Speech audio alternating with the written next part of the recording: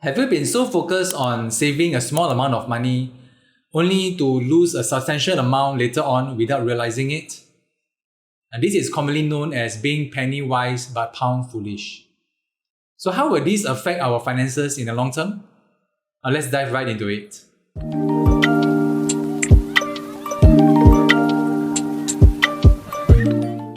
Hi, my name is Adrian and welcome to another episode of Lim Kopi Fridays with Adrian. Now, how many times have you been there before that we thought that we are saving money by spending lesser on an item, and it turns out that we are actually spending more over the long run because that things break down too often? It's an easy trap to fall into. After all, who doesn't love to spend lesser money?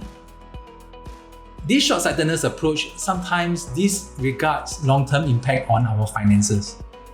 And from opting for cheaper, lower quality goods that require more maintenance, more servicing, and more parts replacement to skimping on essential services, this could only come back to bite us where we have to pay a higher cost later on.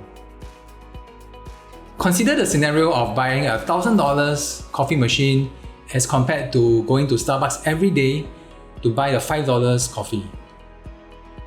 Now, it may seem that buying the $1,000 coffee is a little bit on the luxurious side. However, if you do the figures, you'll realize that buying that coffee machine can help to save you costs over the long run as compared to you buying that coffee every day for the $5. The same can be said for buying shoes as well. Buying shoes that cost you not much, but of a lower quality, lower grade, and you may probably have to replace it after a few months as compared to buying a higher quality shoes where you have to pay a higher premium, but it allows you to wear the shoe for a few years. We've all done this before. Personally, I have, and I think over time I have learned my lesson, and normally I will go for a higher quality shoes instead of the cheaper ones that breaks down like after a few months. The same can be said for insurance as well. Say for example, health insurance or medical insurance. If you are someone that expects a basic healthcare and you go for the basic plan, I think that's perfectly fine. However, if you're someone that expects a premium healthcare but you go for a basic plan, then sometimes there may be a mismatch when the actual scenario happens. So when it happens and you have a mismatch there, that means you may have to pay so much more for the additional that is not covered by your health insurance. The same goes for income replacement insurance. And because of the fact that for every one of us, our most important asset would be our ability to work. Because if we lose the ability to work, we are not able to earn an income for ourselves and for our family. And if that happens, we may have to depend on our family members or other people to support us in our livelihood. And if we do not get a proper insurance coverage that covers for our income, then again, if it happens, then there is a mismatch. And when there's a mismatch, the cost of this may be irreversible. So which is why sometimes it might be good to review your coverage just to ensure that you are on the right track. So having known all this, what are some of the ways that we can do to really improve this situation or to really tweak our mindset a little bit? And I would say that the key to this would be to stretch our dollar further and make it work harder for us. What do I mean by this? Now back to the coffee machine example.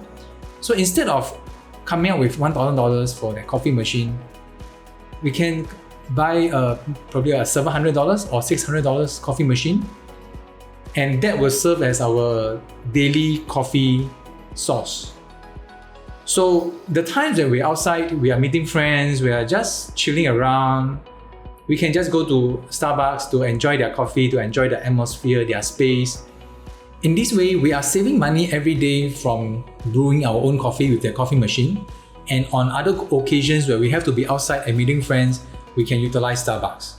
So it is about balancing both sides of a coin to ensure that we are not sacrificing too much for too little. The same can be said for insurance as well. So optimizing your insurance portfolio to ensure that there is minimal gap in your expectations versus what it is being covered, that's very important. Because when your expectations and the coverage is aligned, most of the time, you will not have any issues with forking out the additional cash because you know what you're going into, you know what's coming.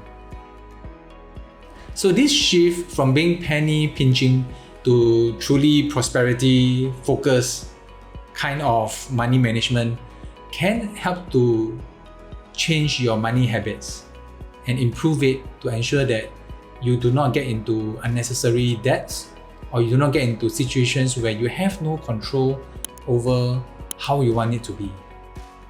At the end of the day, while it's important to be mindful of small expenses, it's equally crucial not to overlook the bigger picture of financial decision making. I hope this helps, and I'll see you in the next episode.